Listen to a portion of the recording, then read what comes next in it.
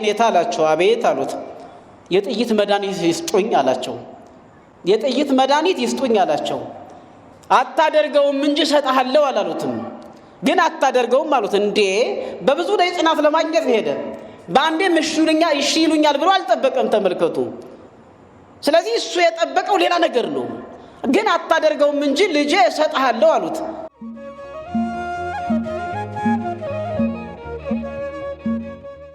ይሄ ቢሆን ኖሮ ዛሬ ዓለም በጦርነት ትታመስ ነበር። ስንት ዓመት ተደክሞ የተሰራ ከተማ እንዳልነበረ አመድ ዱቄት ይሆን ነበር። የመጀመሪያው ጦርነት እኮ የቃላት ጦርነት ነው። የመጀመሪያው ጦርነት እኮ አረፍተ ነገሮችን የመወራወር ነው። ነገሮችን የመወራወር ነው። ይሄ ባይኖር ኖሮ ማን ምላጭ ስም ነበር? ይሄ ባይኖር ኖሮ ክፉ ነገር ባይኖር ኖሮ ማን ቀስት ይገትር ነበር? ክፉ ነገር ባይኖር ኖሮ ከተማን ማን ያቃጥል ነበር? ማን ያጠፋ ነበር? ክፉ ነገር ባይኖር ኖሮ መነጋገር ባይኖር ኖሮ ህይወት የሰው ልጅ ህይወት መች ጠፋ ነበር? አካልስ መች ይጎድል ነበር? ንብረትስ መች ይወድም ነበር? ዓለምስ እንዲህ መች ስትተረማመስ ነበር? ጥበበኛ ሰው ጠፋ። አስተዋይ ሰው ጠፋ። እውነተኛ እምነት ያለው ሰው ጠፋ። ሁሉም ቃላትን እንደ ቦምብ ያስፈነጥራል፣ ይፈታል። ሁሉም አረፍተ ነገሮችን መጥፎ አረፍተ ነገሮችን ያንጎደጉዳል።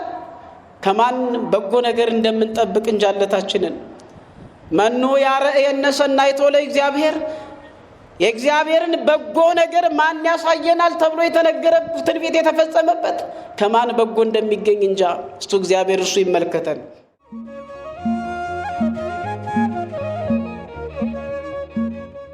የሰው ልጅ ዓለምን ሁሉ መግዛት ይችላል። የሰው ልጅ አገርን ሁሉ መምራት ይችላል። አንደበቱን ግን መግዛት አልቻለም ይላል ሐዋርያው ቅዱስ ያዕቆብ። ስለዚህ አንደበቱን የሚገዛ ሰው ቢኖር ብፁዕ ነው አለ፣ ምስጉን ነው፣ የተባረከ ነው አለ። አንደበት ቢገዛ እኮ ዓለም በጦርነት እንደዚህ አትታወክም ነበር። አንደበት ቢገዛ እኮ እርስ በርሳችን እንዲህ አንበላላም፣ አንጠፋፋም ነበር። ትልቁ ነገር ችግር እየፈጠረ ያለው አንደበታችን ነው። ተመልከቱ።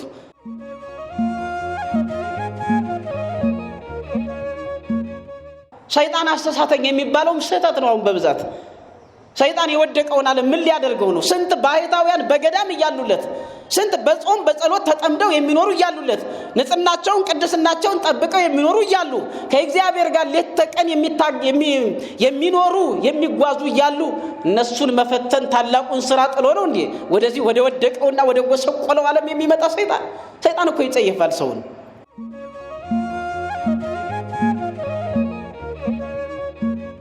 ከዚህ መካከል አሉ አንዱ ሰይጣን ወጣና የጎበዝ ያለሻሉና ልብ አርጉ አላሉ። ልብ አርጉ ጥጋቡን ተመልከቱት። ጫማ አድርጎ ዛፍ ላይ እየወጣ ነው። አሁን ቢወድቅ መከረኞቹ ሰይጣን አሳተው ይባላል፣ እኛ እንወቀሳለን አላሉ። ተመልከቱ።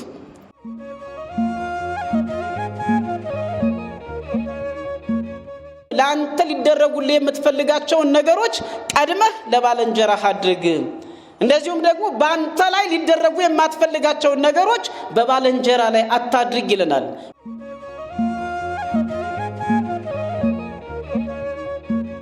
የኔታ አላቸው። አቤት አሉት።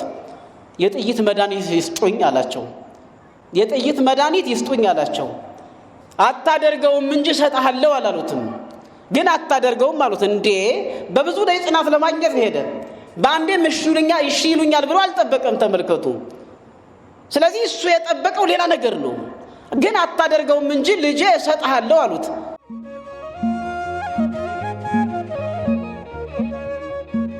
የሕክምና ባለሙያዎችን ጠበብት የሆኑትን ደግሞ ስናናገር ጾም እጅግ በጣም ለሰውነት አስፈላጊ ነው፣ ለጤንነት አሉ። ተመልከቱ። ጠዋትም ሆድን የምንጭነው ከሆነ ቁርስ ምንጭነው፣ ምሳ የምንጭነው፣ መቅሰስ የምንጭነው፣ እራት የምንጭነው ከሆነ ጨንጓራ የረፍት ሰዓት ያጣል። ስለዚህ የረፍት ሰዓት ያጣና በስራ ይደክማል። ስራ ይደክምና ስራውን ያቆማል። በዛ ላይ ደግሞ ከፍስክ ነገሮች የማንቆጠብ ከሆነ ኮሌስትሮል ይጠራቀምብናል። ኮሌስትሮል ተጠራቀመ ማለት ደግሞ ለሌላ በሽታ መጋለጥ ነው።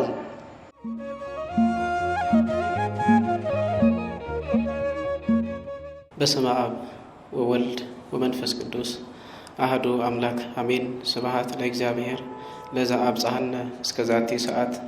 የሰራዊት ጌታ አምላካችን ልዑል እግዚአብሔር በምህረቱ በቸርነቱ በይቅርታው ኃጢአታችንን በደላችንን ይቅር እያለ እድሜ ለንስሐ ሰጥቶ ለዚህች ዕለትና ሰዓት አድሶናልና ስሙ ለዘላለም የከበረና የተመሰገነ ይሁን።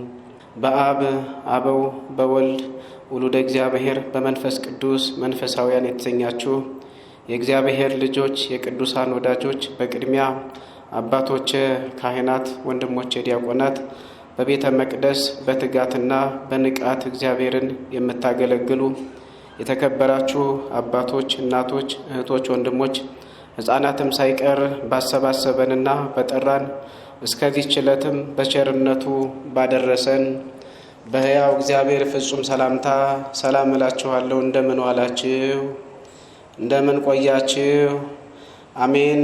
መሐሪው አምላካችን ልዑል እግዚአብሔር ያለ ወደፊትም ዓለምን አሳልፎ የሚኖርና በማታልፍ ዓለም ገነት መንግሥተ ሰማያት የሚያሸጋግረን የሰራዊት ጌታ አምላካችን ልዑል እግዚአብሔር ሁልጊዜም ኃጢአታችንን በደላችንን የሚታገሰን እድሜ ለንስሐ የሚሰጠን ስሙ ለዘላለም የከበረና የተመሰገነ ይሁን።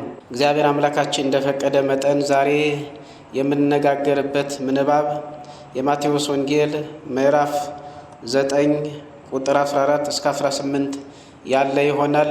ወእምዝ መጹ አርዳኢሁ ለዮሐንስ ወይቤልዎ በእፎ ኢይጸውሙ አርዳኢከ ንሕነሰ ወፈሪሳውያን ንጸውም ብዙሃ ወይቤሎሙ እግዚእ ኢየሱስ ኢይክሉ ደቂቁ ለመራዊ ጸዊመ ወላህዎ አምጣናሃሎ መራዊ ምስሌሆሙ ወባሕቱ ይመጽእ መዋዕል አመ ይነስእዎ ለመራዊ እምኔሆሙ ውእተ አሚረ ይጸውሙ ወአልቦ ዘይጠቅብ ግምደ ደርገሃ ውስተ ስጠተ ልብስ ብሉይ እስመ ይትማላ ሕያዎ ለልብስ ወየአብዮ ለስጠት ወአልቦ ዘይወዲ ወይነ ሐዲሰ ውስተ ዝቅ ብሉይ ወይኑሂ ይትከአው ወባሕቱ ለወይንሰ ሐዲስ ውስተ ዝቅ ሐዲስ ይወድይዎ ወይታቀቡ ክልኤሆሙ በበይናቲሆሙ ይላል የግዕዙ ምንባብ።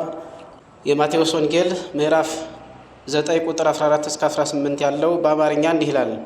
በዚያን ጊዜ የዮሐንስ ደቀ መዛሙርት ወደ እርሱ ቀርበው እኛና ፈሪሳውያን ብዙ ጊዜ የምንጦመው ደቀ መዛሙርት ግን የማይጦሙት ስለምንድን ነው አሉት። ኢየሱስም እንዲህ አላቸው፣ ሚዜዎች ሙሽራው ከእነርሱ ጋር ሳለ ሊያነቡ ይችላሉን?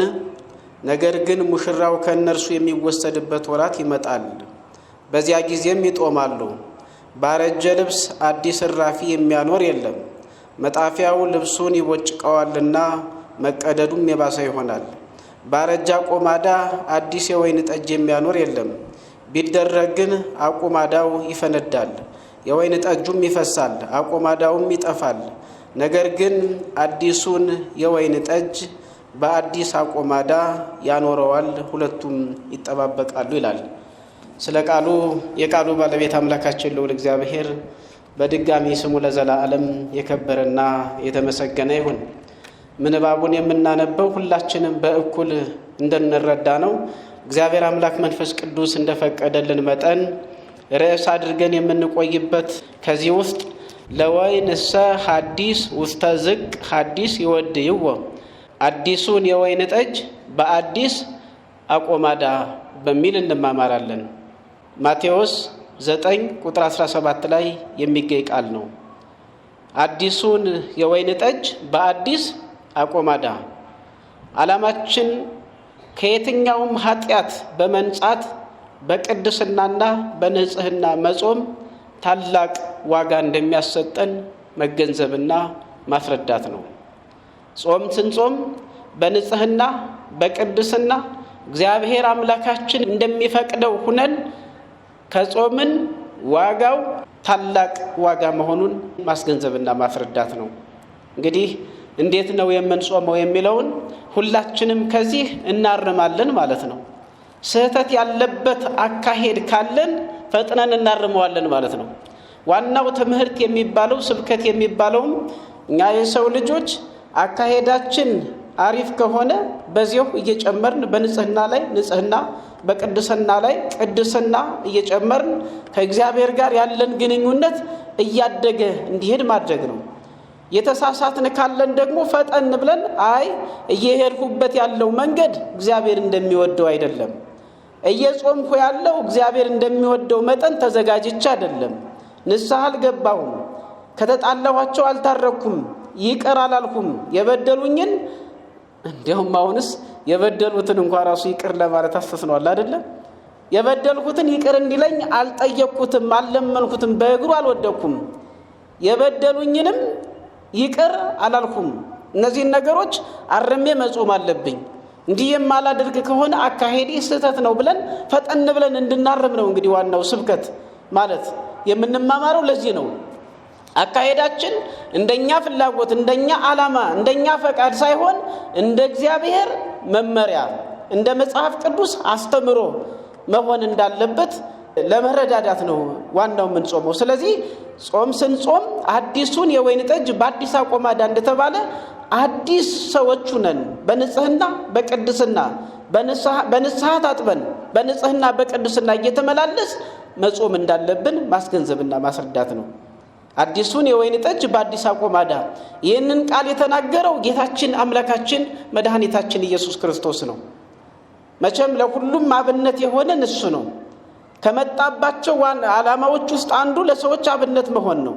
ስለዚህ ስንጾም እንዴት አድርገን መጾም እንዳለብን ይህንን ቃል ተናገራቸው። ጌታችን ኢየሱስ ክርስቶስ አምላካችን መድኃኒታችን ኢየሱስ ክርስቶስ ይህን ቃል ተናገረው። የተናገረው ደግሞ ለማን ነው ከተባለ ምንባቡ ላይ እንደሰማነው ለዮሐንስ ደቀ መዛሙርት ነው። ምክንያቱ ምንድነው ሲባል የዮሐንስ ደቀ መዛሙርት ምን የሚል ጥያቄ አንስተው ነበረ? እኛና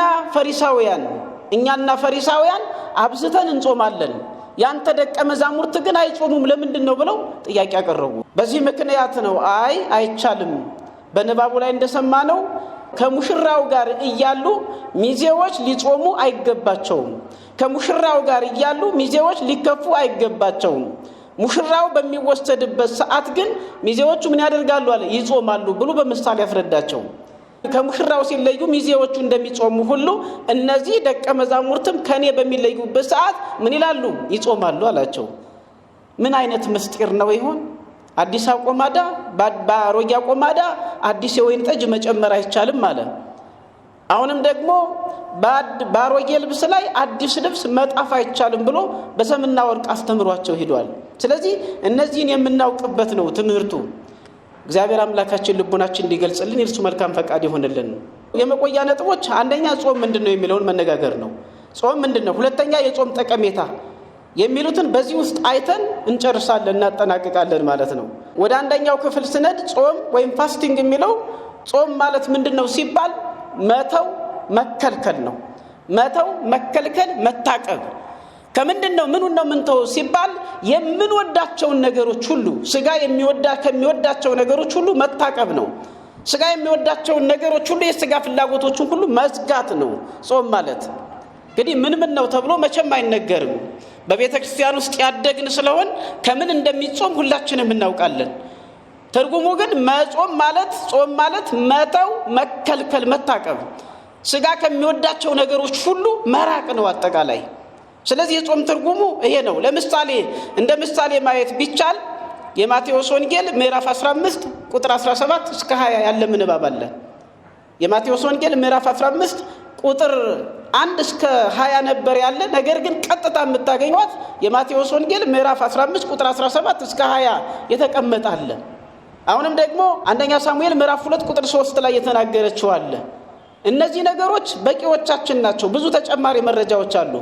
ስለዚህ የማቴዎስ ወንጌል ምዕራፍ 15 ላይ በመናነብበት ሰዓት የሚነግረን አንደበታችን መጾም እንዳለበት ልቡናችን መጾም እንዳለበት የሚናገር ምንባብ ነው እዚያ ላይ ተጽፎ ያለው።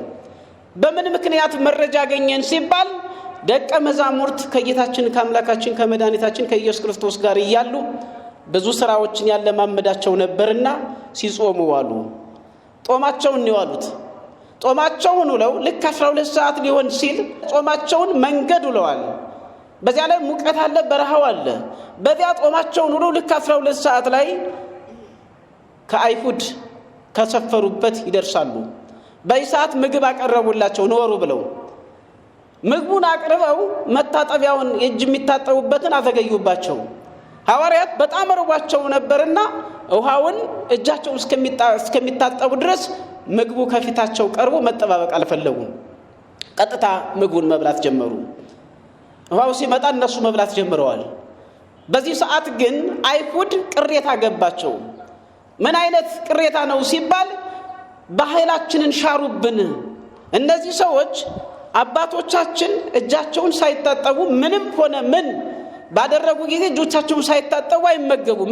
ነገር ግን ያንተ ደቀ መዛሙርት እጆቻቸውን ሳይታጠቡ በሉ፣ ወግ አፈረሱብን፣ ባህል ሻሩብን ብለው ማሰባቸው ብቻ አልቀረም።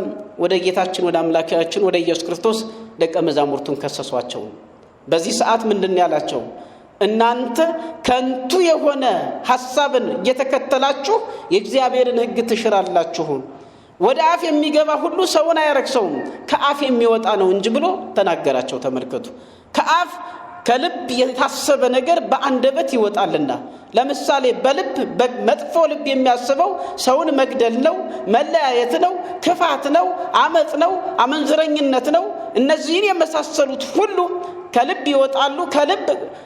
በልብ ታስበው በአፍ ይነገራሉ። ስለዚህ ሰውን የሚያረክሰው ይህ አይነት ሂደት ነው እንጂ ይህ አይነት መጥፎ ስራ ነው እንጂ ወደ አፍ የሚገባስ ሰውን አያረክሰውም። ሰውን የሚያረክሰው ከአፍ የሚወጣ ነው ብሎ አስረዳቸው። በዚህ ሰዓት ደቀ መዛሙርቱ ራሱ አልገባቸውም ነበር። ምንድን ነው ብለው አይሁድ እኮ ተሰናከሉ ብለው ጥያቄ ያቀረቡ። እናንተም አልገባችሁምን ብሎ ምስጢሩን ገልጦ ነገራቸው።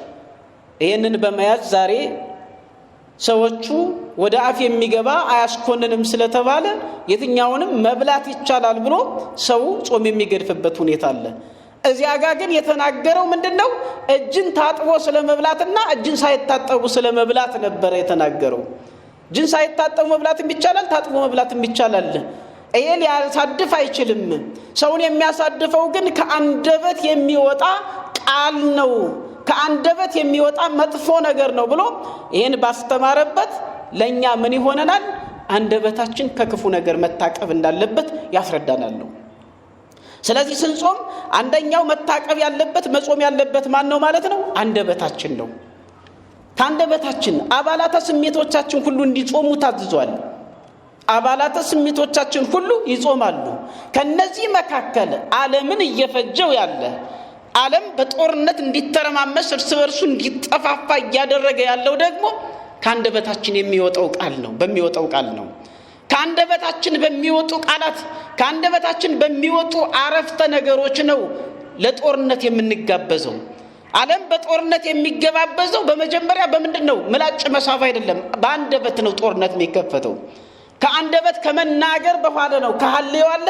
ከሐልዮ ወደ ነቢብ ይዳርጋል። ነቢቡ ደግሞ ወደ ገቢር ይዳርግና ወደ ጦርነት እያመራ ያለው ዓለም እየተጠፋፋ ያለው እርስ በርሳችንም ለጭካኔ የተዳረግነው ከአንደበታችን በመናወጣቸው ቃላቶች መነሻ ምክንያት ነው። ተመልከቱ።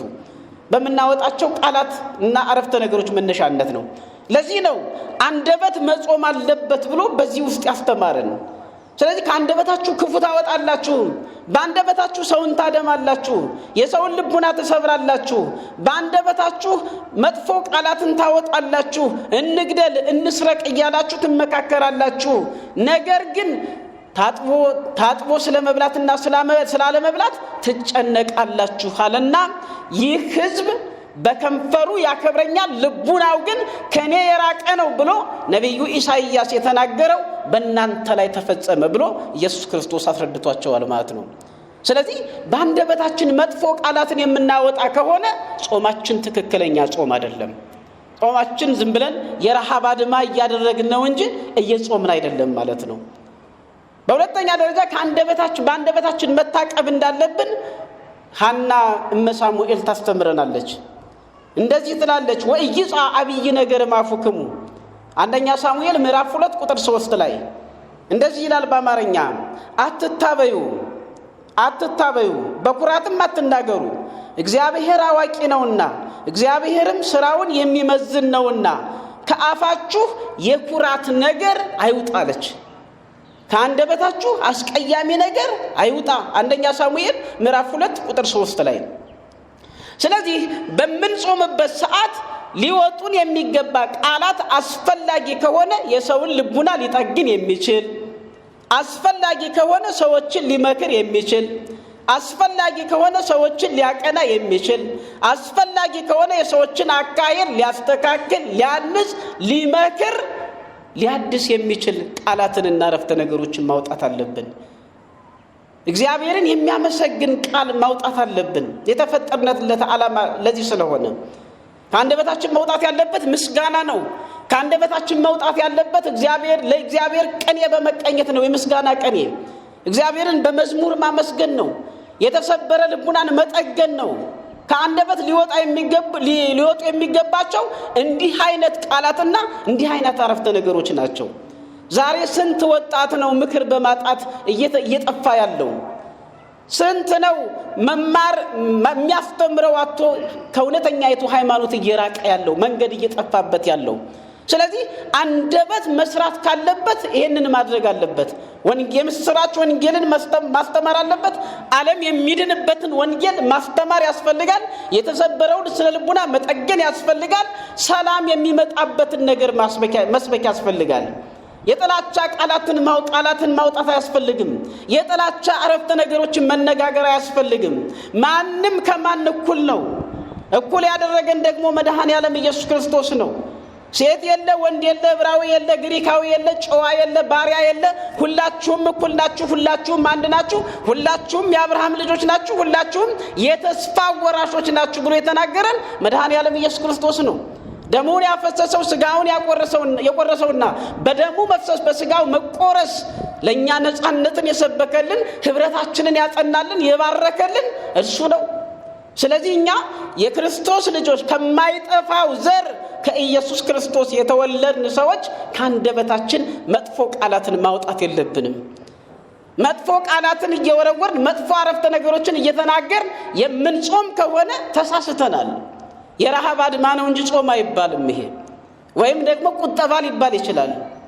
ስለዚህ መጾም ያለብን አንደበታችንን ገተን ነው። አንደበታችንን ዝቅ አድርገን ነው። ድክምት ቃል ተሰብር አጽመ፣ መልካም ቃል አጥንትን ትሰብራለች ይላል።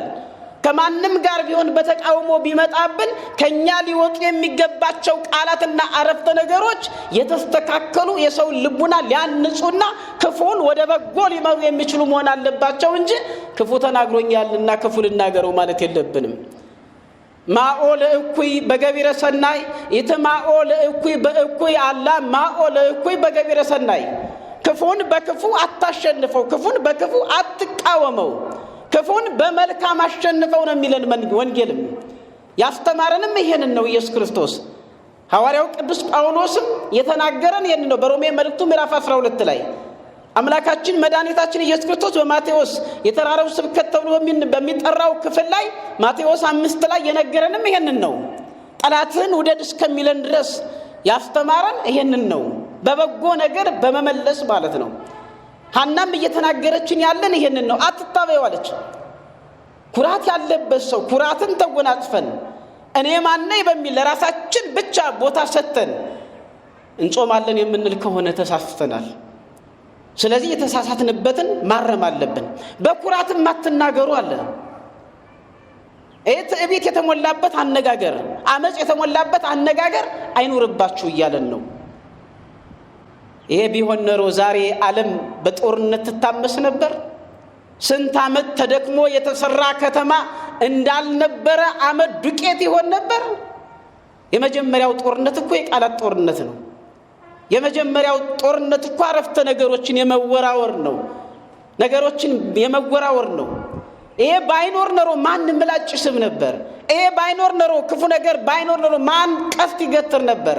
ክፉ ነገር ባይኖር ኖሮ ከተማን ማን ያቃጥል ነበር? ማን ያጠፋ ነበር? ክፉ ነገር ባይኖር ኖሮ መነጋገር ባይኖር ኖሮ ህይወት የሰው ልጅ ህይወት መች ይጠፋ ነበር? አካልስ መች ይጎድል ነበር? ንብረትስ መች ይወድም ነበር? ዓለምስ እንዲህ መች ስትተረማመስ ነበር? ጥበበኛ ሰው ጠፋ። አስተዋይ ሰው ጠፋ። እውነተኛ እምነት ያለው ሰው ጠፋ። ሁሉም ቃላትን እንደ ቦምብ ያስፈነጥራል፣ ይፈታል። ሁሉም አረፍተ ነገሮችን መጥፎ አረፍተ ነገሮችን ያንጎደጉዳል። ከማን በጎ ነገር እንደምንጠብቅ እንጃለታችንን። መኑ ያረእየነ ሰናይቶ ለእግዚአብሔር፣ የእግዚአብሔርን በጎ ነገር ማን ያሳየናል ተብሎ የተነገረ ትንቢት የተፈጸመበት ከማን በጎ እንደሚገኝ እንጃ። እሱ እግዚአብሔር እሱ ይመልከተን። በጎ ነገር መናገር ያስፈልጋል። በጎ ነገር እያለ አጥንትን የሚጠግን የሰዎችን ስለ ልቡና የተሰበረውን የሚጠግን እያለ ከክፉ ነገር ወደ በጎ ሊመልስ የሚችል እያለ ለምን መጥፎ ቃላትን እንደምንመርጥ ይከብዳል። ስለዚህ አንደበታችን መጥፎ ቃላትን ማውጣት የለበትም። ስለ አንደበት አመፀኛነት፣ ስለ አንደበት ክፉነት ሐዋርያው ቅዱስ ያዕቆብም በመልእክቱ ምዕራፍ 3 ላይ በሰፊው አስተምሯል። በሰፊውን ያስተማረው ለምሳሌ ያለ ሲናገር ፈረስና በቅሎ ወይም የጋማ ከብቶች በምን ይመለሳሉ? በልጓም ይመለሳሉ። በልጓም ይመለሳሉ፣ በልጓም ይገታሉ። እንደዚሁም ደግሞ ትልቁ መርከብ ያ በባህር ላይ የሚንሳፈፈው እንዲሳፈፈው የምታደርግ አንድ ጥበብ አለች። መርከብ እንዲንቀሳቀስ የምታደርገው መልህቅ ይባላል። በመልህቅ አማካኝነት ያ የምናየው ግዙፉ እጅግ በጣም ብዙ ነገሮችን የተሸከመው እጅግ በጣም ከባድ ሸክም ተሸክሞ ባህሩንና ሞገዱን እየተቆጣጠረ እንዲሄድ መስመር ይዞ እንዲጓዝ የምታደርገው መርከቡን እንዲንቀሳቀስ የምታደርገው መሪዋ ወይም ባለመርከቡ እንዲቆጣጠራት የምታደርገው አንድ ጥቂት ነገር አለች፣ መልህቅ ትባላለች። ተመልከቱ። ያን ያክል ግዙፍ ነገር እጅግ በጣም ከባድ ሸክም ተሸክሞ በዚያች መልህቅ በምትባለው ይመራል። ተመልከቱ። መርከብን ያክል ነገር ፈረስና በቅሎ በምን ይመራል? በምን ይገራል? በልጓም። መኪና ደግሞ በምንድነው የሚገታው? በፍሬን። እንዲህ አይነት ነገሮች አሉ። እነዚህ ግዙፍ የሆኑ ነገሮች በእነዚህ በጥቃቅን ነገሮች ይገታሉ። ነገር ግን አንደበቱን ሊገታ የሚችል ካለ እርሱ ብፁዕ ነው አለ። የሰው ልጅ እኒህን ነገሮች ሁሉ መግዛት ይችላል። የሰው ልጅ ዓለምን ሁሉ መግዛት ይችላል። የሰው ልጅ አገርን ሁሉ መምራት ይችላል። አንደበቱን ግን መግዛት አልቻለም ይላል ሐዋርያው ቅዱስ ያዕቆብ። ስለዚህ አንደበቱን የሚገዛ ሰው ቢኖር ብፁዕ ነው አለ፣ ምስጉን ነው፣ የተባረከ ነው አለ። አንደበት ቢገዛ እኮ ዓለም በጦርነት እንደዚህ አትታወክም ነበር። አንደበት ቢገዛ እኮ እርስ በርሳችን እንዲህ አንበላላም አንጠፋፋም ነበር። ትልቁ ነገር ችግር እየፈጠረ ያለው አንደበታችን ነው። ተመልከቱ። እንዲህ አለ ያዕቆብ፣ አንደበት እሳት ነው አለ። አንደበት እሳት ነው። በብልቶቻችን መካከል ያለ አመፀኛ ዓለም ሆኗል አለ። በብልቶቻችን መካከል ያለ አመፀኛ ዓለም ሆኗል። ስጋን ሁሉ ያሳድፋል፣ የፍጥረትንም ሩጫ ያቃጥላል፣ በገሃነምም ይቀጣል አለ። ያዕቆብ 3 ቁጥር 6 ላይ ማለት ነው። በምድር ብቻ አይደለም፣ በምድር ዓለምን ማቃጠል ብቻ አይደለም፣ በምድር እንድንጠፋፋ ማድረግ ብቻ አይደለም፣ በገሃነም እንድንቃጠል ያደርገናል። አንደበት ክፉ ነው። አንደበት በጎ የሚሆነው በጎ ነገርን ስናወጣበት ነው። አንደበትን ለበጎ መጠቀም ይቻላል። ለክፉ ያደረግነው ራሳችን ነን። እጅ አለ። አሁን ለምሳሌ እጅ በጎ ስራ ይሰራል። አባላት ስሜቶቻችን ሁሉ እግዚአብሔር የፈጠረው ነገር ሁሉ በጎ እንደሆነ ሁሎችም ጥሩዎች ናቸው፣ እጅግ በጣም ያማሩ ናቸው። ነገር ግን መጥፎ ስራን እንዲሰሩ የምናደርጋቸው ራሳችን ነን፣ ሌላ አይደለም። ማንም አዝዞን አይደለም። ለስሜታችን ባለመገዛት ሰይጣን አስተሳተኝ የሚባለው ስህተት ነው። አሁን በብዛት ሰይጣን የወደቀውን ዓለም ምን ሊያደርገው ነው? ስንት ባሕታውያን በገዳም እያሉለት፣ ስንት በጾም በጸሎት ተጠምደው የሚኖሩ እያሉለት፣ ንጽህናቸውን ቅድስናቸውን ጠብቀው የሚኖሩ እያሉ ከእግዚአብሔር ጋር ሌት ተቀን የሚኖሩ የሚጓዙ እያሉ እነሱን መፈተን ታላቁን ስራ ጥሎ ነው እንዴ ወደዚህ ወደ ወደቀውና ወደ ጎሰቆለው ዓለም የሚመጣ ሰይጣን? ሰይጣን እኮ ይጸየፋል ሰውን። ወደቃር ምን ላደርገው ነው ብሎ ይተዋል። ተመልከቱ። ስለዚህ አሁን ሰውን እያሳተው እየወደቀ ያለው የሰው ልጅ በገዛ ስሜቱ የስጋ ፍላጎቱን ባለመቆጣጠር እንጂ ሰይጣን ነው የሚባለው ማመካኘት ነው። እንዲያውም አንድ ጊዜ ያሉ አንድ ነገር ልንገራችሁ። አንድ ሰው ነው፣ የገጠር ሰው ነው። ጫማ ይገዛና ጫማውን ለጓደኞቹ ለማሳየት ሙሉ ጫማውን ለብሶ ሾላ ሊበላ ይሄዳል። ቀጋ ምናምንም እንደዚህ ገጠር ካደጋችሁ ታውቃላችሁ። ስለዚህ ሾላ ሊበላ ሄደና ጫማውን እያሳየ ነው። እንዲያውም ምን ቢያረግ ጥሩ ነው፣ እስከ ጫማው ድረስ ሾላው ዛፍ መውጣት ጀመረ። ምን እንዳይሆን ነው እንዴ? ጫማ እንዳያወልቅ ነው። አንድ ቀን ያደረገው ጫማ ብርቅ ስለሆነበት ተመልከቱ። አሁን ዛፍ ላይ እስከ ጫማ ይወጣል። ከዚህ መካከል አሉ አንዱ ሰይጣን ወጣና የጎበዝ ያለሻሉና ልብ አርጉ አላሉ። ልብ አርጉ ጥጋቡን ተመልከቱት። ጫማ አድርጎ ዛፍ ላይ እየወጣ ነው። አሁን ቢወድቅ መከረኞቹ ሰይጣን አሳተው ይባላል፣ እኛ እንወቀሳለን አላሉ። ተመልከቱ። አሁን የሰውዬ ጫማ አድርጎ እየወጣ ቢወድቅ ራሱ ነው ስህተት የሰራ ወይስ ሰይጣን ገፍቶት ነው ስህተት የሰራ? በራሱ ምክንያት ነው ስህተት የሰራው። ብዙ ነገሮች አሉ። የገዛ የሥጋ ፍላጎታችን ስሜታችን ሲቀሰቀሰን እንሰራና ኋላ ሄደን ማን ነው ይባላል? ሰይጣን አስቶኝ ነው። ያ ባልሆነ ነገር ስሙን ማጥፋት ነው።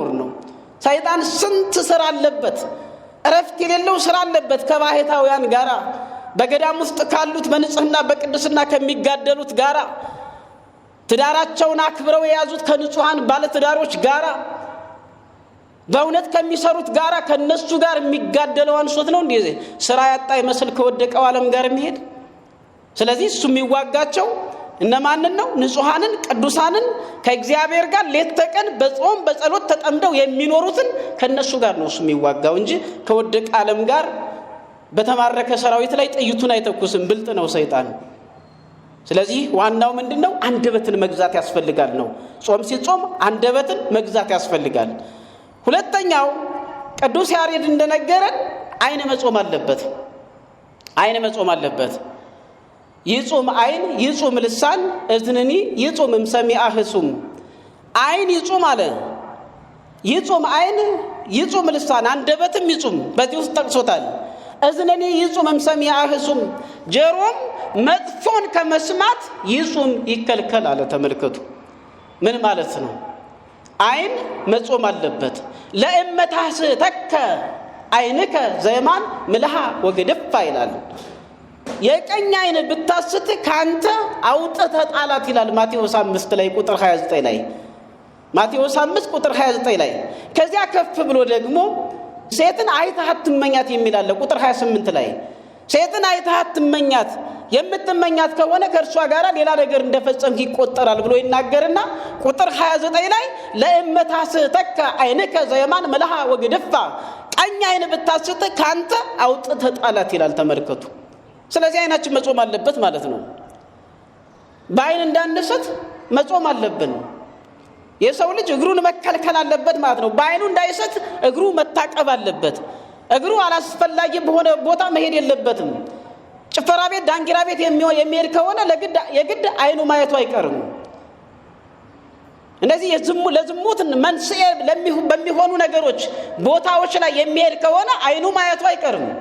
አይኑ ካየ ደግሞ አይኑ መበደሉ አይቀርም፣ ማመንዘሩ አይቀርም። ስለዚህ እግርን መቆጠብ ያስፈልጋል። ወደማያስፈልግ አካሄድ መሄድ አያስፈልግም። እንዲህ በማድረግ አይንንም እንዲጾም ማድረግ ይቻላል። ስለዚህ አይን ይጾም ይላል። አይን መጾም አለበት፣ ከማመንዘር መጾም አለበት። ሚጦ ለአይንተ ከመይራያ ከንቶ አይኖች ከንቱ ነገር እንዳያዩ አምላኬ ሆይ መልሳቸው ጠብቃቸው ይላል ዳዊት። መጸለይም ያስፈልጋል። መጸለይ ያስፈልጋል። መጾም ያስፈልጋል። በመንጾምበት ሰዓት ዋናው የሥጋ ፍላጎታችን ይገዛል ማለት ነው። የሥጋ ፍላጎት ለማን ይገዛል? ለነፍስ ይገዛል። ስለዚህ በእንዲህ አይነት ሁኔታ መጾም አለብን። እዝነኒ ብሎ አንስቷል ቅዱስ ያሬድ። ጆሮ መጾም አለበት አለ። ጆሮ መጾም አለበት ሲባል ክፉ ነገሮችን ሰምቶ መቻል አለበት፣ ማሳለፍ አለበት ነው። የሰማውን መናገር የለበትም ነው እንጂ አይሰማም ጆሮ ይጹም ስለተባለ ጆሮዬን በማረብ ወይም በሆነ ነገር ወጥፋለሁ አልሰማም ማለት አይደለም። እንዴት ነው የማንሰማው? ያለን እኮ በዓለም ውስጥ ነው። በዓለም መላእክት አይደለም ያለነው፣ በዓለም ውስጥ ነው ያለነው። ዓለም መላእክት አይደለም ያለንበት። ስለ ፍቅር የሚነገርበት አይደለም፣ ስለ ሰላም የሚነገርበት አይደለም፣ ስለ ህብረት የሚሰበክበት አይደለም፣ ስለ አንድነት የሚሰበክ አይደለም። የምንሰማው ስለ መጠፋፋት ነው። የምንሰማው ስለ መከፋፈል ነው። የምንሰማው ስለ ጥፋት ነው። የምንሰማው መርዶ ነው። የምንሰማው ውስጣችንን የሚረብሸን ነው። የሚያረጋጋን ነገር አተናል። ስለዚህ ዓለም ይሄን ነው የምትናገረው። ካዲያ እንዴት አድርገን ነው መጾም ያለብን ሲባል ጆሮ ይጹም ሲባል ክፉ ነገርን ሰምቶ በማሳለፍ የሰሙትን መጥፎ ነገር ለሌላ ሰው ባለመተረክ የራስን ስነ ልቡና በመጠበቅ አንደበትን በመግዛት ነው። እንዲያውም አንድ ሽፍታ ነው አሉ። አንድ መምህር ታዋቂ መምህር ነረዋል፣ ደግ መምህር እንዲያው እግዚአብሔር እሳቸው ላይ ስላለ የጸለዩት ጸሎት ሁሉ የሚሆንላቸው አንድ መምህር ነረዋል። ካዲያ እነዚህ መምህር መቼም ደግ ነገር ሲሰራ ሰው ሰይጣን ደግሞ በጎን ይፈትናል። ምን ያውቃሉ እየተባለ ይወራል። የጥይት መድኃኒት ያውቃሉ፣ ጥይት አያስመታም እሳቸው የሰጡት እየተባለ ይወራል። ካዲያ ያ ሽፍታ ምን አሰበ? በቃ ከሳቸው ሂጄ የጥይት ይስጡኝ ብለበላቸውና አስደርጌ የመፈለጋቸውን ጠላቶችን ሁሉ አጸዳለሁኝ እኔ እኖራለሁ አለ። ሰው እየገደሉ መኖር አለ እንዴ? መኖር የሚቻለው እኮ ለሰው ሲኖሩ ነው። ሰውንም ሳይነኩ ራስንም ማስከብሮ ነው። ሰውን ሲወዱት ይወዳል። ላጥፋ ሲሉት ግን ዝም ብሎ የሚጠፋ አይደለም፣ ያጠፋል እሱ። ስለዚህ መኖር በመከባበር ነው። መኖር በመፈቃቀር ነው። መኖር አንዱ ለሌላው በማሰብ ነው አይደለ? ዘጎልደን ሩል ወርቃማው ህግ የሚባል አለ። ለአንተ ሊደረጉልህ የምትፈልጋቸውን ነገሮች ቀድመህ ለባልንጀራህ አድርግ። እንደዚሁም ደግሞ በአንተ ላይ ሊደረጉ የማትፈልጋቸውን ነገሮች በባልንጀራ ላይ አታድርግ ይለናል። ሁሎችም ወስደውታል። ይሄ ዘጎልደን ሩል ወርቃማው ህግ ተብሎ ይታወቃል። በሁሉም ቦታ ላይ ተጽፎ ይገኛል። በፍልስፍናውም በሌላ እምነቶችም ላይ ታገኙታላችሁ ስታነቡ፣ ሰርች ስታደርጉ። ስለዚህ መኖር የሚቻለው በእኔ ላይ ሊደረጉ የማልፈልጋቸው ነገሮች በሌሎች ላይ ባለማድረግ ነው። እኛ መከበር እንፈልጋለን፣ ሌሎችንም ማክፈር። እኛ መፈቀር እንፈልጋለን፣ ሌሎችንም መውደድ። እኛ መብላት መጠጣት እንፈልጋለን፣ ሌሎችም እንዲበሉ እንዲጠጡ መፍቀድ። አብሮ መብላት፣ አብሮ መጠጣት። በቃ እኛ የምንፈልጋቸው በጎ ነገሮች እንዲሆኑልን እንፈልጋለን፣ ለሌሎችም በጎ ነገሮች እንዲሆንላቸው መጣር። እንዲያውም አምላካችን ሲናገር ለአንተ የማደርግልህ ለባልንጀራ በእጥፍ እሰጠዋለሁ ነው የሚል። ስለዚህ ወደ እነዚያ መምህር ሄደና ደጅ ከጸና በኋላ የኔታ አላቸው። አቤት አሉት። የጥይት መድኃኒት ይስጡኝ አላቸው። እየሰማችሁ ነው? ይሰማል? የጥይት መድኃኒት ይስጡኝ አላቸው። አታደርገውም እንጂ እሰጥሃለሁ አላሉትም። ግን አታደርገውም አሉት። እንዴ በብዙ ላይ ጽናት ለማግኘት ሄደ። በአንዴ እሺ ይሉኛል ብሎ አልጠበቀም። ተመልከቱ። ስለዚህ እሱ የጠበቀው ሌላ ነገር ነው። ግን አታደርገውም እንጂ ልጄ እሰጥሃለሁ አሉት። አረ ይስጡኝ እንጂ ችግር የለውም ይንገሩኝ እንጂ አደርገዋለሁኝ። እንዴ ብዙ ጠላት አለብኝ እኮ አለ። ጠላት ያፈረው እኮ በራሱ ነው። ሰውን ጠላት ካደረገው ጠላት ይሆናል። ጠላት የሚያፈራ አንደበታችን ነው። ጠላት የሚያፈራ መጥፎ ስራችን ነው። ስለዚህ መጥፎ ስራ ካለን ጠላት ልናወጣ ግድ ነው። ጠላትም ሊኖረን ግድ ነው። ያ ጠላት የምንለው እኛ እናጥፋ የምንለው አካል ነው። ስለዚህ እሱ መሆን የለበትም። በጎዎች ሆነን ፍቅረኞችን፣ ደግ ሰዎችን ማፍራት ይገባል። በጎ ከሆነ ለበጎ ነገር ተቃዋሚ የለውም መቼም ከሰይጣን ውጭ። ስለዚህ እሰጥሃለሁ እነግርሃለሁ ሲሉት በጣም በጉጉት ጠበቀ። ልጅ አስታውል አሉት። የምሰጥ ነገር ምንም የማያስፈልገው ነው አሉት። በጉጉት ጠበቃቸው። ምንድነው አሉት ብሎ ጠየቃቸው። አፍህን ከክፉ ነገር ከልክል። ይሄ ነው የሞት መድኃኒት፣ የጥይት መድኃኒቱ ይሄ ነው አሉት። ስለዚህ እኛ ምን ማድረግ አለብን? አንደበታችንን ከክፉ መከልከል አለብን። ብዙ እድሜ ለመኖር በምድር ላይም እንዲያውም ዳዊትም ሲናገር በመዝሙር 33 ላይ ብዙ እድሜ ዘመንን ለመኖር የሚፈልግ ሰው ማን ነው አለ። የሚፈልግ ቢኖር ክላ ልሳነከ እምእኩይ፣ አንደበትህን ከክፉ ከልክል አለ። ዘመኖቹ እንዲረዝሙለት ብዙ ዘመን እንዲኖር የሚፈልግ መልካም ቀንን ለማየት የሚፈልግ ቢኖር ከፈለግ አለ አንደበትህን ከክፉ ከልክል። ክላ ልሳነከ እምእኩይ፣ በጎ ነገርንም አድርግ፣ መጥፎ ነገርን ካንተ አስወግድ ብሎ ዳዊት ተናግሯል በመዝሙር 33 ላይ። ስለዚህ አንደበትን መግታት ያስፈልጋል። አንደበትን ካልገታን ሰላምን ማግኘት አንችልም። አንደበታችንን ካልገታን በፍቅር መኖር አንችልም። አንደበታችንን ከመጥፎ ነገር ካልከለከለ እድሜያችን አይረዝምም። ሀገራችንም አካባቢያችንም አይጸናም። የፈለግነውም አይከናወንልንም። እንዲከናወንልን የመጀመሪያው አንደበታችን ይጹም፣ አንደበታችንን ንግታ ነው እና እሱ ነው የሰጡት ነገር። ወደ ክፍል 2 ስነድ ባጭሩ ማለት ነው መጾም ያለበት አባላት ስሜቶቻችን ይጹሙ ብለናል። አይናችን መጾም አለበት፣ አፍንጫችን መጾም አለበት፣ እግራችን አንደበታችን መጾም አለበት። እጆቻችን ኢታንስ ዘያን በርከ ያላስቀመጥከውን አታንሳ ስለሚል ያላስቀመጡትን ማንሳት የለባቸውም። እግሮቻችን ወደ ተፈቀደው ወደ ቤተ መቅደስ፣ ወደ ተፈቀደው ወደ ገዳማት፣ ወደ ቅዱሳት መካናት፣ ወደ ተፈቀደው ሰዎችን ለመርዳት፣ ለሰዎቹ ለመድረስ፣ በጎ ነገሮችን ለማድረግ፣ ለጸሎቱ፣ ለቅዳሴው፣ ለኪዳኑ ለሰዓታቱ እንደዚሁም ደግሞ ለበጎ ስራ መትጋት ወደ በጎ ስራ በሚሰራበት መሄድ አለባቸው እንጂ ወደ ቤተ ዳንኪራ ወደ ቤተ ጣዖት ወደ መሳሰሉት መሄድ የለባቸውም። እግርም መጾም አለበት ነው። ስለዚህ አባላት ስሜት መጾም አለባቸው። ባጭሩ ወደ ክፍል 2 ስንሄድ የጾም ጠቀሜታ ነው። የጾም ጠቀሜታ አንደኛ ፈቃደ ስጋን ለፈቃደ ነፍስ ያስገዛል ነው። የጾም ጠቀሜታ ፈቃደ ስጋን ለፈቃደ ነፍስ ያስገዛል። ትልቁ የጾም ጠቀሜታ ይሄ ነው። ፈቃደ ስጋ ለፈቃደ ነፍስ እንዲገዛ ከስካር ይቆጠባል። ሲጾም ሰው አይሰክርም። ሲጾም ሰው ከልክ በላይ አይበላም አይጠጣም። ሲጾም ሰው በጎ ነገርን ያስባል። ሰውነቱ ይደክምና ፈቃደ ዝሙት ከመፈጸም ምን ይሆናል? ይቆጠባል። አይሄድም፣ በቃ ይጾማል። ስለዚህ ፈቃደ ስጋን ለፈቃደ ነፍስ ለማስገዛት ጾም እጅግ በጣም ጠቃሚ ነው ማለት ነው ባጭሩ። ሁለተኛው ለስጋም ለጤንነትም ጥሩ ነው። ጠይቃችኋቸው ከሆነ ዶክተሮችን ብጠይቋቸው መልካም ነው። እንዲያውም አንድ ልጅ በሰሞን አጋጥሞ ነበር። አንድ ባልደረባ ቁርስ አይበላም። ለምንድነው የማትበላ ስለው ሰውነቴን እንዲመቸኝ ነው ጤንነቴ እንዲጠበቅ ነው ብሎ አናግሮኛል። እንደዚሁ ደግሞ የሕክምና ባለሙያዎችን ጠበብት የሆኑትን ደግሞ ስናናገር ጾም እጅግ በጣም ለሰውነት አስፈላጊ ነው ለጤንነት አሉ። ተመልከቱ፣ ጠዋትም ሆድን የምንጭነው ከሆነ ቁርስ ምንጭነው፣ ምሳ የምንጭነው፣ መቅሰስ የምንጭነው፣ እራት የምንጭነው ከሆነ ጨንጓራ የረፍት ሰዓት ያጣል። ስለዚህ የረፍት ሰዓት ያጣና በስራ ይደክማል። ስራ ይደክምና ስራውን ያቆማል። በዛ ላይ ደግሞ ከፍስክ ነገሮች የማንቆጠብ ከሆነ ኮሌስትሮል ይጠራቀምብናል። ኮሌስትሮል ተጠራቀመ ማለት ደግሞ ለሌላ በሽታ መጋለጥ ነው። ዛሬ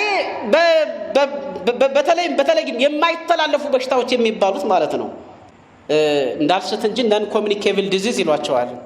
የማይተላለፉ በሽታዎች ነን ኮሚኒኬብል ዲዚዝ የሚባሉት እነዚህን ሁሉ ለመከላከል የሚቻለው አንደኛው መፍትሄ ጾም ነው። የኒውትሪሽን ላይ ስንማር ኮርስን ወስድ ያገኘናት ናት ይች። ስለዚህ በተለይ ደግሞ በዚህ ሰፊ ዕውቀት ያላችሁ አባቶች፣ እህቶች፣ ወንድሞች ትኖራላችሁ። ስለዚህ ጾም ለምን ይጠቅማል? ስጋዊ ጤንነትን ለማስጠበቅም እጅግ በጣም ጠቃሚ ነው። ተመልከቱ፣ ጨንጓራ በቂ ጊዜ አግኝቶ እንዲፈጭ መፍቀድ አለብን። ኮሌስትሮል እንዳይጠራቀምብን መጾም አለብን። ስለዚህ እንዲህ በሚሆንበት ሰዓት ተክለ ቁመናን ለመጠበቅ ጤንነትን ለመጠበቅ እጅግ በጣም ለስጋም አስፈላጊ ነው፣ ከመንፈሳዊ ባሻገር ማለት ነው። ወደ ዋናው እንምጣ።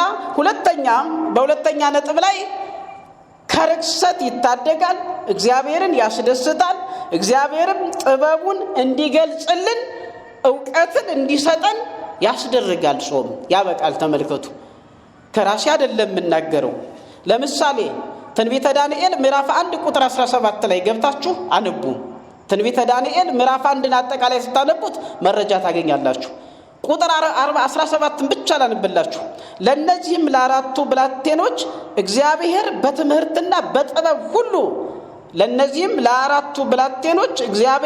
በትምህርትና በጥበብ ሁሉ ዕውቀትንና ማስተዋልን ሰጣቸው። ዳንኤልም በራእይና በህልም ሁሉ አስተዋይ ነበረ። ትንቢተ ዳንኤል ምዕራፍ 1 ቁጥር 17። በምን ምክንያት ነው ይሄን ሁሉ ጥበብንና ዕውቀትን ሁሉ የሰጣቸው? እነሱ የተማረኩ ዕብራውያን ናቸው። ወደ ባቢሎን ተማርከው ሄደዋል።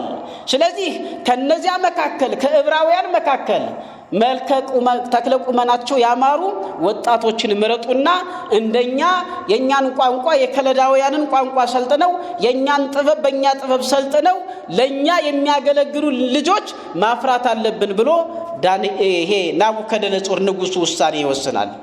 ስለዚህ በዚህ ምርጫ ላይ ድል የገጠማቸው ዳንኤል፣ አናንያ፣ አዛሪያ፣ ሚሳኤል አራቱ ናቸው። ተመረጡና ወደ ስልጠናው ገቡ። ያ ስልጠና ስፖርት ሁሉ አለበት፣ ከባድ ስራ አለበት። ያ ስልጠና የቀለም ትምህርት በሰፊው አለበት። በጣም ቢዚ የሚያደርግ ነው። በጣም ጊዜ የሚበላ ነው። በጣም የሚያደክም ነው። በጣም የሚያሰለችም ነው። ስለዚህ ይህን ስልጠና ለመቋቋም እንደ ስጋውያን አስተሳሰብ የተመረጠ መብላትና መጠጣት ያስፈልጋል። ስፖርት ነው የሚሰራው። ሰውነት የሚበላው የሚጠጣ ከሌለ ያልቅበታል ተብሎ ስለሚታሰብ የተመረጠ መብላትና መጠጣት፣ ለዚያውም የተመረጠ እንደ ዘመኑ ስጋ መብላት ጠጅ መጠጣት ያስፈልጋል። እንደ ዘመናቸው በዘመናቸው እንደነበረው አመጋገብ ማለት ነው። አብስቶ ስጋ መብላት ያስፈልጋል። ስለዚህ ያ ሰልጣኝ ሁሉ የተሰበሰበው እንደቻለ ስጋ ይበላል፣ እንደቻለ ይጠጣል፣ ይበላል ይጠጣል ነው ስልጣናውን የሚያካሂዳል። አራቱ ወጣቶች ዳንኤል፣ አናንያ፣ አዛርያ፣ ሚሳኤል ይህን ተመለከቱ። ይህን አዩና አምላካቸው እንደሚቀየማቸው አመኑ። ተመልከቱ። አንደኛ ወገናቸው በረሃብ እየተንገላታ ነው። ወገናቸው በምርኮ ውስጥ ሆኖ እያለቀሰ ነው። ወገናቸው ነፃነትን አጥቷል። በዚህ መካከል እነሱ በልተው ጠጥተው መደሰት አልፈለጉም። የወገን ፍቅር አለን ወይ?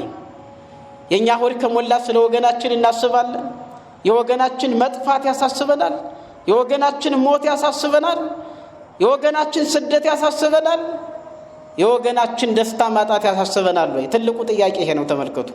ስለዚህ ዳንኤል፣ ሚሳቅ፣ ሲድራቅ፣ አብደናጎ አናንያ፣ አዛርያ፣ ሚሳኤል እንደዚሁም ዳንኤል ወገኖቻቸው እየተራቡ እየጠሙ እየተደቀደቁ ነፃነታቸውን አጥተው ፍጹም ባሮች ሆነው እየተንገላቱ እነሱ መብላትና መጠጣት መደሰት አልፈለጉም።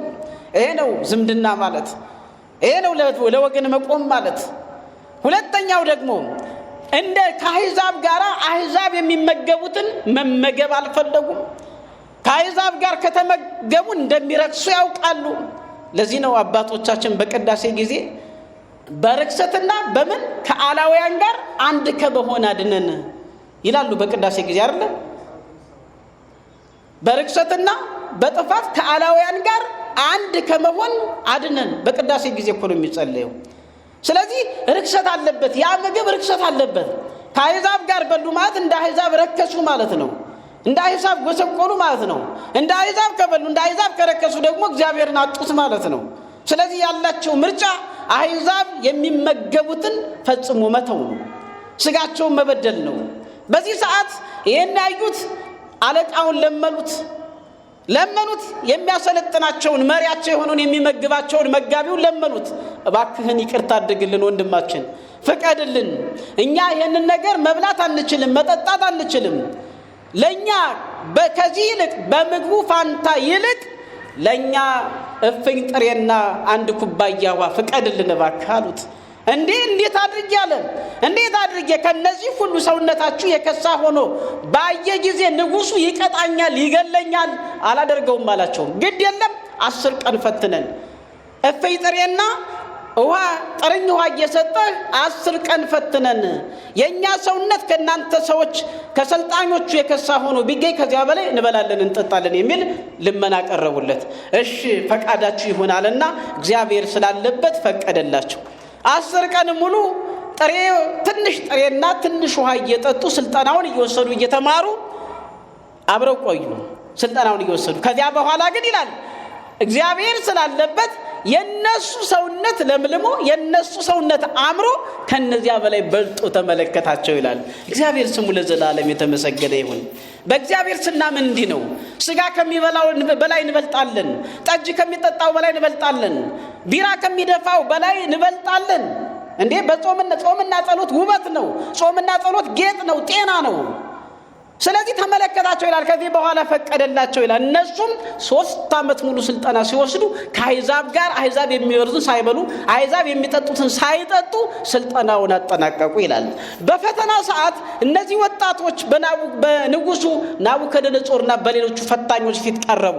ከዚህ በኋላ ይላል 10 እጅ እግዚአብሔር አምላክ 10 እጅ ለዳንኤል፣ ለአናንያና ለአዛርያ፣ ለሚሳኤል ከዚያ ከሰለጠነው ይልቅ በ10 እጅ ጥበብንና እውቀትን ገለጸላቸው።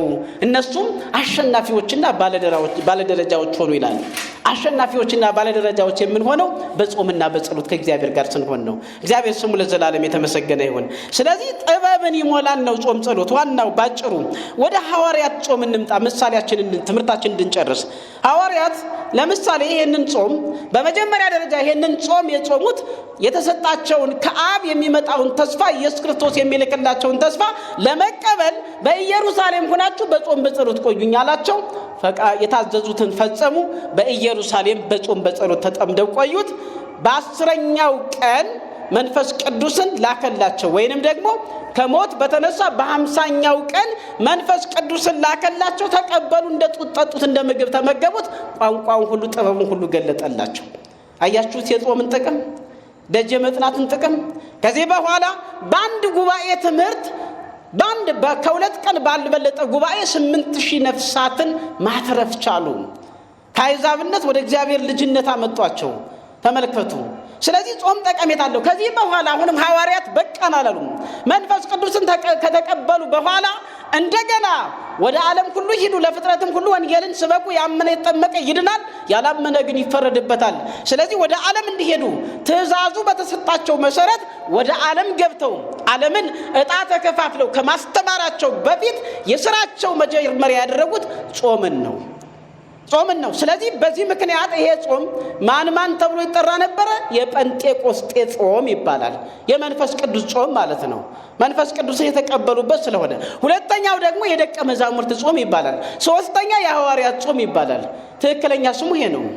አሁን ግን የምንሰማው የቄሶች ጾም የሚል ነው። ደግሞ ይሄ ደግሞ ሰይጣን ያወጣው ነው። የቄሶች ጾም ቢባልም አይከፋም። ግን የተባለበት ዋናው ምክንያት ሐዋርያት የጾሙት ስለሆነ ባለስልጣኖች ስለሆኑ የቄሶች ጾም ቢባልም አይከፋም። ግን የቄሶች ጾም ተብሎ ዋናው ጉዳይ አለመጾሙ ነው። ዓለም እኛን ጾምን ቄሶች ብቻ ናቸው የሚጾሙ የሚል መንፈስ ቅዱስን የሚፈልጉት ቄሶች ብቻ ናቸው። ለአስተዳዳሪዎች አይፈለግም። እግዚአብሔር ጥበብን እንዲገልጽላቸው፣ እግዚአብሔር ዕውቀቱን እንዲሰጣቸው፣ እግዚአብሔር ሕዝብን በእኩል ማገልገል የማገልገሉን ጥበብ፣ በአግባቡ የመምራቱን ጥበብ፣ ቃላትን የማውጣቱ ጥበብ፣ የማስተዳደሩ ጥበብ እንዲሰጣቸው ጾም አያስፈልጋቸውም። ለአስተዳዳሪዎች፣ ለባለስልጣናት ጾም አያስፈልግም። ለወጣቱ ጾም አያስፈልግም። እንደነ ዳንኤል፣ እንደነ አናንያ፣ እንደነ አዛርያ፣ እንደነ ሚሳኤል እግዚአብሔርን እንዲወድ በእውቀት እንዲበለጽግ በጥበብ እንዲበለጽግ አያስፈልገውም። ለእናቶች ጾም አያስፈልግም። ለእህቶች አያስፈልግም። የሥጋ ፈቃድን ለማስገዛት እጅግ በጣም አስፈላጊ ነው። መጾም ያስፈልገናል ነው። ስለዚህ የጾሙበት ዋናው ዓላማ ወደ ዓለም ሲሄዱ ዓለም እግዚአብሔር ስራቸው እንዲባርክላቸው ጾሙት ነው እና ማቴዎስ 9:14 ላይ 9:14 እስከ 18 የተጻፈው ምን ይል ነበረ? ጥያቄ አቅርበው ነበር። ምንባቡን ታስታውሳላችሁ? የዮሐንስ ደቀ መዛሙርት ወደ ጌታችን ወደ አምላካችን ወደ ኢየሱስ ክርስቶስ መጥተው እኛና ፈሪሳውያን እኛ የዮሐንስ ደቀ መዛሙርትና ፈሪሳውያን አጥብቀን እንጾማለን አሉ። አይሁድ መቼ ይጾሙ ነበረ? ሰኞና ሐሙስ የመሳሰሉትን ቀናት ይጾሙ ነበረ። ስለዚህ እኛ እየጾምን የፈሪሳውያንም እየጾሙ ያንተ ደቀ መዛሙርት ለምን አይጾሙ ብለው ጠይቀው ነበረ። የሰጣቸው ምሳሌ ፈተን እናጠናቅቃለን። ሚዜዎቹ ከሙሽራው ጋር እያሉ ሊጾሙ አይችሉም ማለት ነው። በምሳሌ ስናየው ከሙሽራው ጋር ያሉ ሚዜዎች አይጾሙም። ሙሽራው የሚበላውን ሁሉ ይበላሉ፣ ሙሽራው የሚጠጣውን ይጠጣሉ፣ ሙሽራው እንደሚደሰተው ይደሰታሉ። ሙሽራውን ለማስደሰት ስላሉ ማለት ነው። ሌላኛው ግን ሙሽራው የተባለው ሙሽራው ኢየሱስ ክርስቶስ ነው። ሙሽራችን፣ ለዚያም የደም ሙሽራችን በደሙ መፍሰስ በስጋው መቆረስ የቀደሰን ያነጻን፣ ነፃነትን ገነትን የከፈተልን፣ የዘላለም ሕይወትን የሰጠን የሚሰጠን የመንግስት ሰማያት ባለቤት የሚያደርገን ባለስልጣኑ ኢየሱስ ክርስቶስ ነው ሙሽራችን። ሌላው በአሮጌ አቆማዳና እንደዚሁም ደግሞ ሁለተኛው ምሳሌ አሮጌ ወይን የሚላለን። በአሮጌ አቆማዳና በአሮጌ ልብስ፣ በአሮጌ አቆማዳ አዲስ ወይን ማስቀመጥ አይቻልም የሚል ተናግሯቸዋል። በአሮጌ ልብስ ላይ አዲስ ልብስ አይጣፍም ብሎ ምሳሌ ተናግሯቸዋል። ይሄ ምሳሌ ትምህርት ነው። አሮጌ አቆማዳ፣ አሮጌ ልብስ የተባለው አሮጌ ማንነት ነው። በብሉይ ኪዳን የነበረ ማንነት። ሌላኛው ደግሞ በመንፈስ ቅዱስ ያልታሸ መንፈስ ቅዱስ ያላደረበት ለድህነት የማያበቃ ጾም ነበር አይሁድ የሚጾሙት። መንግስተ ሰማያትን ሊከፍት የማይችል ገነት ሊያስገባ የማይችል ጾም ነበር የሚጾሙት። ስለዚህ በሐዲስ ኪዳን የምንጾመው ግን ገነት መንግስተ ሰማያት እንድንገባ የሚረዳን ከኢየሱስ ክርስቶስ ጋር አንድ መሆናችንን የሚያስታውሰን የተሰቀለልን የሞተልን አምላካችን የምናስታውስበት ጾም የፍቅር ጾም ነው የምንጾመው። ከኃጢአት ከበደል ከተንኮል ርቀን ነው የምንጾመው። ስለዚህ አዲስ አቆማዳ ማለት አዲስ ወይን ማለት አዲስ ማንነት በመንፈስ ቅዱስ የታሸ መንፈስ ቅዱስን ከተቀበሉ በኋላ የደከመ ስጋዊ አስተሳሰባቸውን አስወግደው የደከመ ምድራዊ ሐሳባቸውን አስወግደው የደከመ አቅማቸውን በመንፈስ ቅዱስ አድሰው ድንቁርናቸውን አስወግደው ፍርሃታቸውን አስወግደው ለበጎ ሥራ ጨካኞች ሆነው ቃሉን ለመስበክ ጨካኞች ሆነው ወደ ዓለም ለመግባት ጨካኞች ሆነው ጾምን ለመጾም ደፋሮች ሆነው በመንፈስ ቅዱስ ታሽተው መንፈስ ቅዱስ ከሞላባቸው በኋላ ይጾማሉ የሚል ነው። ስለዚህ ኢየሱስ ክርስቶስ ከሄደ በኋላ ደቀ መዛሙርት ወደ ዓለም ሲገቡ ያዘዛቸውን ፈጸሙና ዓለም ሳይጾም እነሱ ጾሙ ማለት ነው። ይሄ ነው ምስጢሩ። በአዲስ አቆማዳ አዲስ ወይን አዲስ ነን። ኢየሱስ ክርስቶስ አዲስ አድርጎናል። አሮጌ ማንነታችን ተወግዷል። 5500 ዘመን ሙሉ ተቆራይቶን የነበረው ኃጢአት በሱ በደሙ መፍሰስ በስጋው መቆረስ ተወግዶናል። ስሙ ለዘላለም የተመሰገነ ይሁን። የዲያብሎስ ባሪያዎች የነበርነው የሱ ልጆች ሆነናል አይደለም? ስለዚህ በአዲስ ማንነት ኃጢአተኞች የነበርነው ንጹሃን ቅዱሳን አድርጎናል። በደሙ መፍሰስ በስጋው መቆረስ ከገነት ተባረን የነበርነው የገነት ዜጎች አድርጎናል። የመንግስተ ሰማያት ልጆች የእግዚአብሔር ልጆች የመንግስተ ሰማያት ዜጎች የእግዚአብሔር ልጆች አድርጎናል። በኃጢአትና በበደል የነበርነውን ኃጢአታችንን አስወግዶልናል። በዚህ ሁኔታ ነው መጾም ያለብን እንጂ ተመልሰን እንግዲህ ኃጢአትን እንስራን እንዳለው ቅዱስ ጳውሎስ ከኃጢአት የተለየን እኛ እንዴት አድርገን ከኃጢአት ተለይተን የሞት እንዴት አድርገን ኃጢአት እንሰራለን አለ ሐዋርያው ቅዱስ ጳውሎስ በሮሜ መልእክቱ ምዕራፍ 6 ላይ። ስለዚህ የኢየሱስ ክርስቶስ ልጅ የሆነ ኃጢአተኛ አይደለም፣ ኃጢአት አይሰራም። ለኃጢአት ሞታችሁ ለጽድቅ ኑሩ ነው የተባለው። ለጽድቅ ነው የሚኖረው፣ በፍቅር ነው የሚኖረው፣ በሰላም ነው የሚኖረው፣ በህብረት ነው የሚኖረው፣ በጎ ስራን በመስራት ነው የሚኖረው። ከመግደል ይልቅ መሞትን ነው የሚያቀበት። ሙቶን ያዳነን እንጂ ገሎ አይደለም ያዳነን። ስለዚህ እኛ በጎ እየሰራን ጾም መጾም አለብን። በንጽህና በቅድስና በንስሐ እየተመላለስ ጾም መጾም አለብን። ይሄ ከሆነ ትክክለኛ ጾም ነው። በአሮጌ አቆማዳ በአዲስ አቆማዳ አዲስ ወይን በፍቅር በተሞላ አቆማዳ በፍቅር በሰላም በህብረት በበጎ ሐሳብ በተሞላ ነገር መጾም ይጠበቅብናል። እግዚአብሔር እንደፈቀደው መጠን ሆነን ጾመን ጸልየን ጾማችን ጸሎታችን እግዚአብሔር እንዲቀበልልን በተለይም ደግሞ አሁን አንጋጠን እየተመለከትን ነው።